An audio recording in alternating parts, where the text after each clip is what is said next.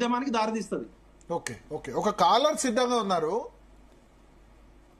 Caller Venkatareddy గారు, yes, Medak జిల్లా నుంచి. వెంకటరెడ్డి గారు చెప్పండి. సార్ నమస్తే భరత్ గారు. నమస్తే సార్, మీరు చేస్తున్న కృషి చాలా అభినందనీయం సార్, మా రిటైర్డ్ ఉద్యోగుల తరఫున. డెఫినెట్ గా ఇట్స్ డ్యూటీ. సార్ 2025 ఏప్రిల్లో ఓకే 2025లో రిటైర్ అయ్యారు సార్. ఇప్పటి వరకు కూడా వాళ్ళకు ఒక బిజినెస్ అయిపోయింది సార్. అది ఈ గవర్నమెంట్ ఎందుకు పోయలేదు సార్? మళ్ళా కోర్టుకు పోయి ఒక ఫిర్యాదు పెట్టండి, ఒక ఇస్తున్నాం ఈ మంత్ ఇళ్ళకి ఇచ్చినామని ఒక రిలీజ్ చేయండి, లిస్ట్ రిలీజ్ చేయమనండి.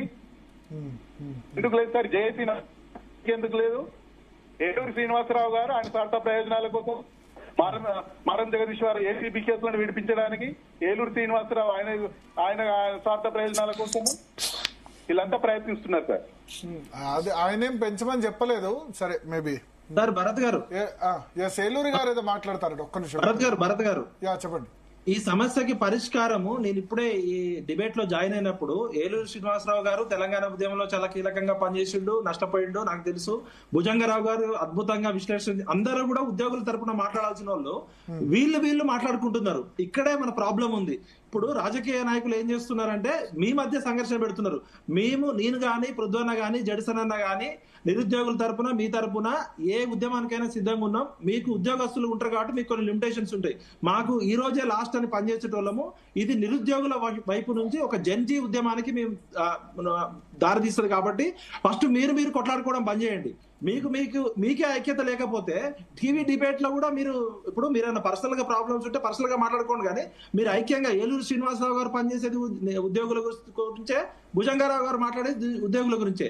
సరే, మనకి పొలిటికల్ ఇంట్రెస్ట్ లో ఒక ఆయన టీఆర్ఎస్ ఉండొచ్చు, ఒక ఆయన కాంగ్రెస్ ఉండొచ్చు, శ్రీపాల్ రెడ్డి. నేనేమంటున్నా అంటే కనీసం ఇట్లాంటి ఇష్యూల్లో కూడా మీరు గట్టిగా ఒక వాయిస్ లేకపోతే మీరు ఎట్లా నాయకత్వం వహిస్తారు? తెలంగాణ ప్రజలకు ఏం లీడర్షిప్ ఇస్తారు మీరు? ఇప్పుడు రాజకీయ నాయకులు అట్లా ఫెయిల్ అయినారనే కదా మీ వైపు చూసేది.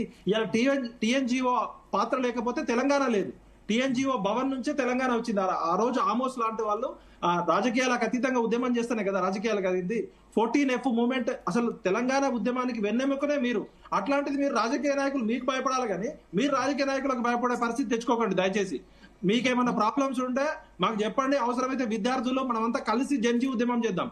ఇవాళ రాజకీయ నాయకులు ఒక్కొక్కడు పందికొక్కుల్లాగా 1000 కోట్లు తీసుకున్నారు. తెలంగాణలో సహజ వనరులు ఉన్నాయి, తెలంగాణలో వనరులు ఉన్నాయి. తెలంగాణ బిచ్చపు తెలంగాణ కాదు. తెలంగాణ రాజకీయ నాయకులు ప్రజల్ని ఇట్లా చేస్తున్నారు. Telangana is very rich. కానీ ఎందుకు ఇట్లా అవుతుంది అంటే రాజకీయ నాయకులు చేస్తున్నాం. ఇవాళ అందరం కూడా గొంగట్లో కూర్చొని ఎంటికలు ఎదుర్కొంటున్నాం.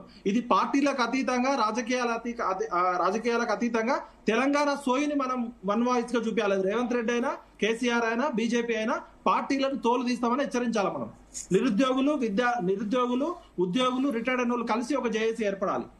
ఓకే భరత్ గారు, భరత్ గారు ఒక్క నిమిషం. ఏలూరు గారు చెప్పిన తర్వాత మీరు చెప్పండి. ఎస్, భుజంగరావు. ఏలూరు గారు.